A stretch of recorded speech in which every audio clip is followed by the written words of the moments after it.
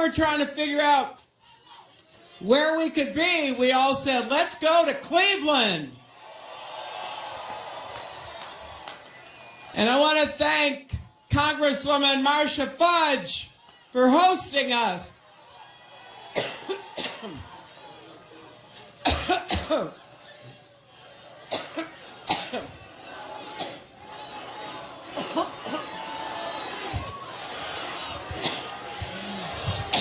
I've been talking so...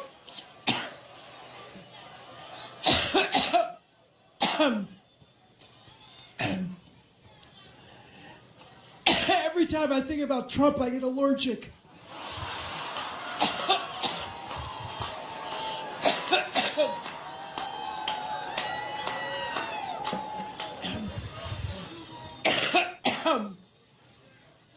Boy, we have 63 days to go.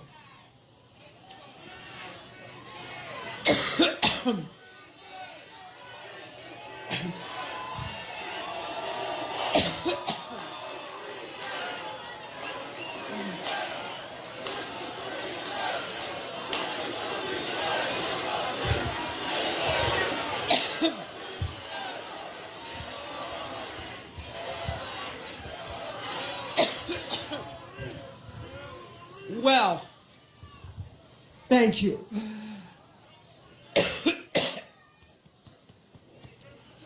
Whoa.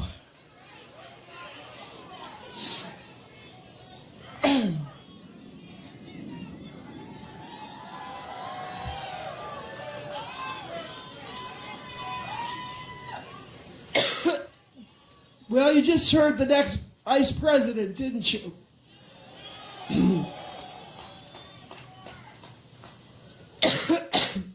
In addition to thanking Marcia Fudge, let me also thank your great Senator Sherrod Brown.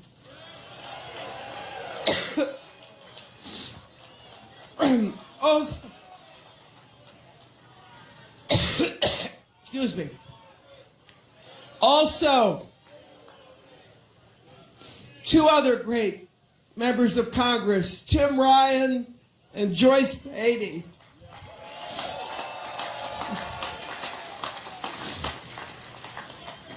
And your mayor, thanks to Mayor Jackson.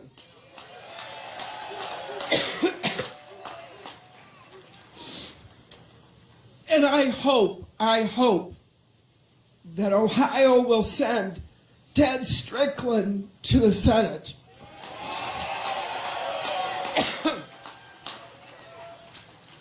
Now, behind me are some of the great labor leaders of our country.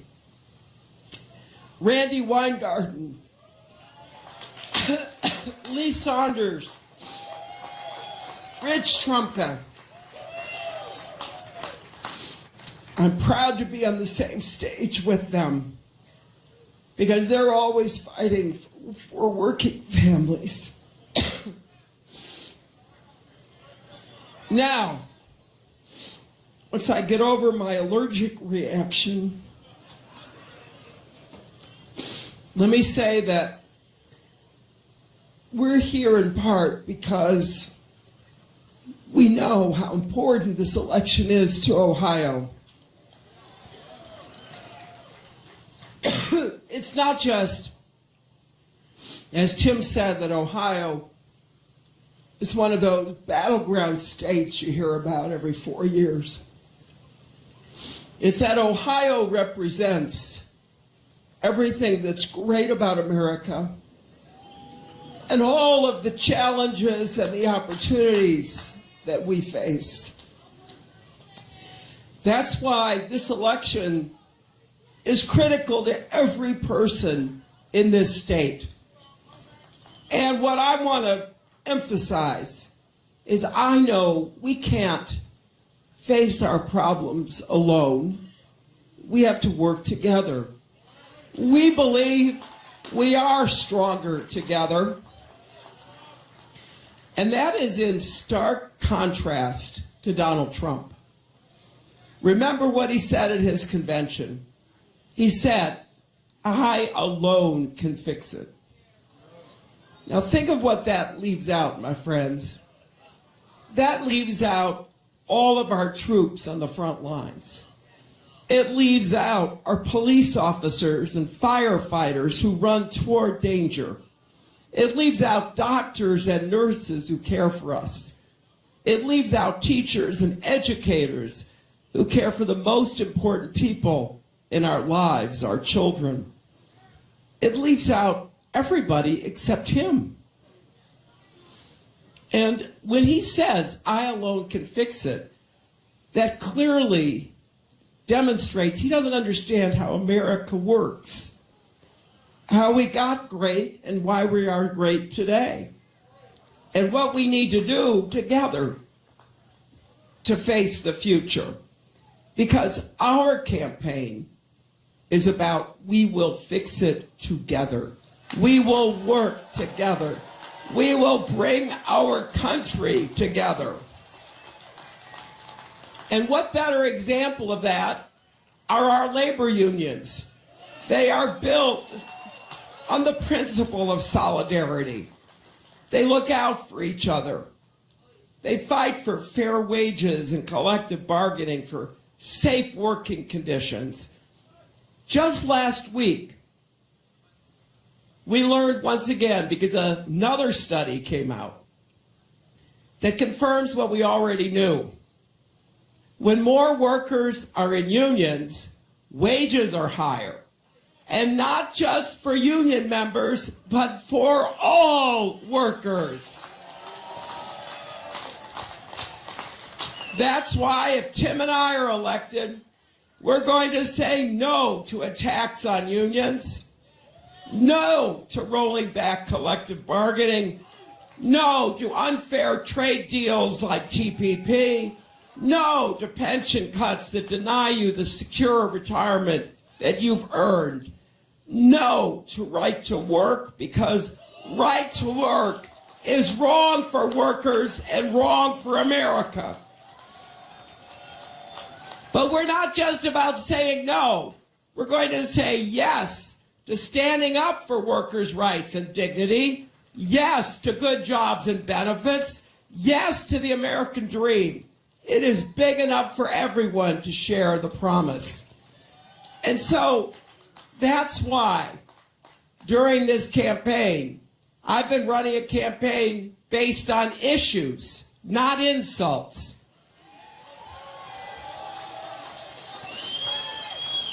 I believe anyone who asks for your vote should tell you what they're going to do.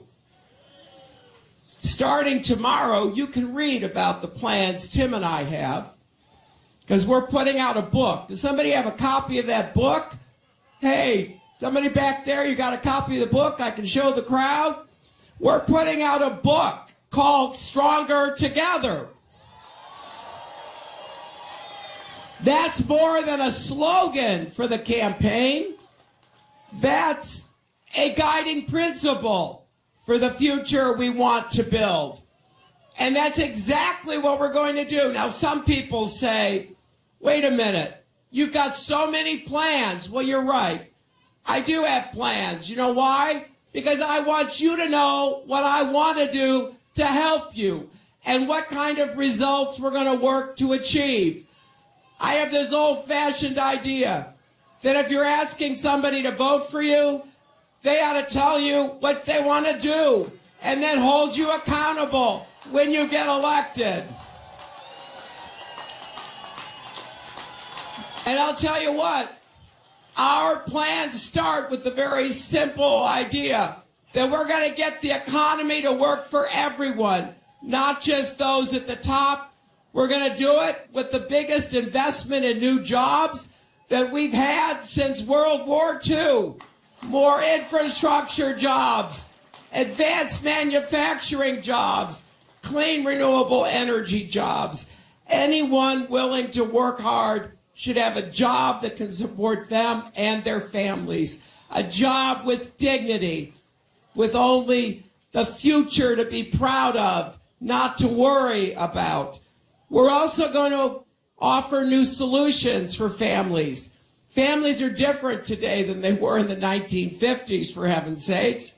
So we need to make sure we help support families the way they are today, not way back when, helping people support and balance family and work with paid family leave, earned sick days, affordable child care,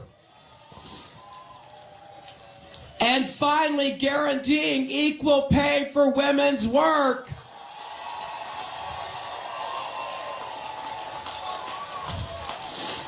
And here's our book. It's called Stronger Together for a Reason. You can read about what we want to do on the economy and everything else. It'll be available starting tomorrow. Because the choice for families has never been clearer. Just look at Donald Trump's track record when it comes to hardworking men and women. I know, I'm allergic to it too, but you have to look at his record. There may be people you know who are thinking about voting for him. And you know, friends don't let friends vote for Trump.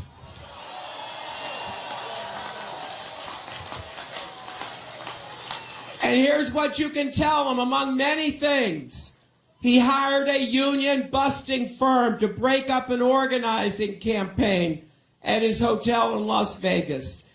He built his career on refusing to pay workers, plumbers, painters, glass installers, marble installers, people who did work for him, and then he refused to pay them.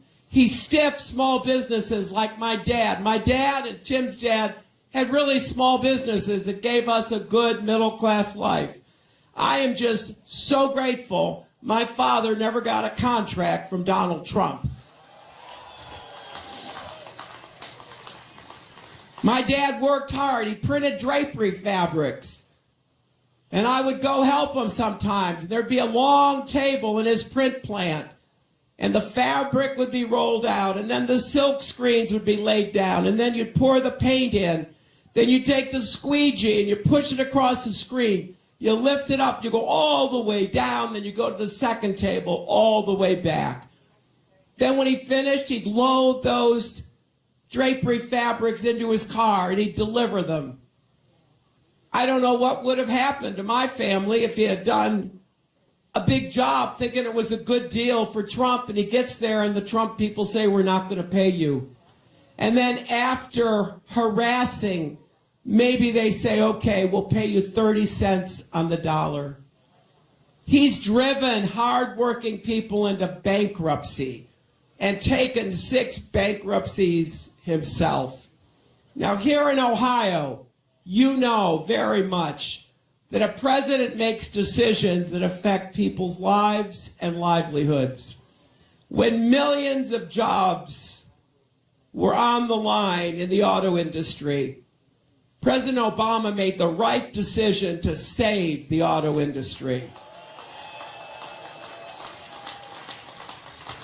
I know we've got some UAW members here.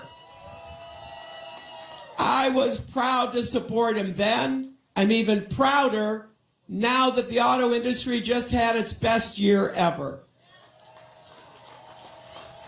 Think how differently things could have turned out. I know this is hard to imagine if it had been Donald Trump in the Oval Office. Last year, remember this, last year, he said it didn't matter whether or not we saved the auto industry.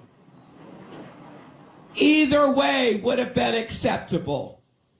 He said we could have just let it go. Never mind the 850,000 people in Ohio and millions more across the country whose jobs and paychecks were tied to the auto industry. Now, what else could we expect from someone whose most famous words are, "You're fired"? This is the kind of difference that this election really poses. People like Tim and me who want to create more good jobs with rising wages and benefits for everybody willing to work hard. That's the basic bargain of America. And somebody who stiffed people, took bankruptcy and laid off people. One of his bankruptcies put 1,000 people out of work. Every time you hear him talk about how he knows how to create jobs, just look at the facts. Educate yourself and your friends and your colleagues, because the kind of bluster and wild claims that he makes about everybody and everything don't stand up to any scrutiny. The same is true when it comes to whether we keep our country safe. Stronger together means working with our allies and our partners, right? We're not just electing a president, we're electing a commander-in-chief. So when Donald Trump says, and I quote, "I know more about ISIS than the generals do," when he claims, as he has, that our armed forces are a disaster, or he insults a Gold Star family, that's not just wrong and offensive, that's dangerous.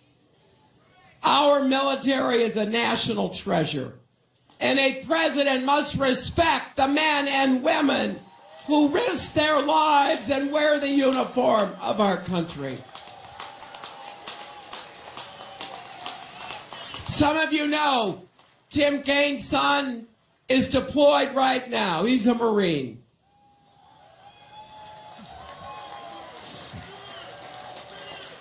Tim and I will not only respect our men and women in uniform, we will protect them, and we will ensure that they are given the resources that they need to do the dangerous missions we ask them to do on our behalf. Now, last week, we saw even more evidence that Trump is temperamentally unfit and totally unqualified to be president.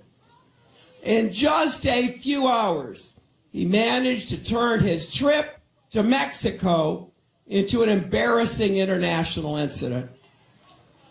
He even got into a Twitter war with the president of Mexico. And then he delivered his most hate-filled, hardline speech yet, doubling down on his absurd plans to send a deportation force to round up 16 million people to deport them. Now, you can't make this stuff up, can you? He can try to distract with divisive, dangerous rhetoric. He can try to fool voters into thinking somehow he's not as harsh and inhumane as he seems, but it's too late. When you see what he has said and done in this campaign, when you see that he can't even go to a foreign country without getting into a public feud with the president, I think the answer is clear. Donald Trump does not have the temperament to be our commander-in-chief. Imagine him in a real crisis. I've said it before and I believe it. A man you can bait with a tweet cannot be trusted with nuclear weapons. Now look, I know that these elections are always tight and hard. I'm not taking anybody anywhere for granted. That's why we're here today, because we need your help. We need to make sure we have an election that validates the kind of positive future that will make life better for the people of Ohio. And empty promises and racist attacks won't do that. It won't get your family a job. It won't keep our troops safe. It won't heal the divides in America. I've spent my life fighting for kids and families. During the fight for health reform, some of you remember, powerful interests blocked our way, but I didn't give up. I turned around, I worked with Republicans and Democrats to help pass the Children's Health Insurance Program, that covers 8 million kids today. That's how you deliver real results. You can't get discouraged, you can't give up, you can never quit. But you got to start from the right values and principles. You've got to believe in our country. You've got to believe in the American people. I'm asking for your help in these next 2 months. I'm asking you to reach out to your friends, your neighbors, your family, everybody you can possibly touch. I'm asking you to join this campaign. You can go to HillaryClinton.com or you can text JOIN, J-O-I-N, to 47246 because we want to win Ohio. But you know, we don't want to just win it for the sake of winning it.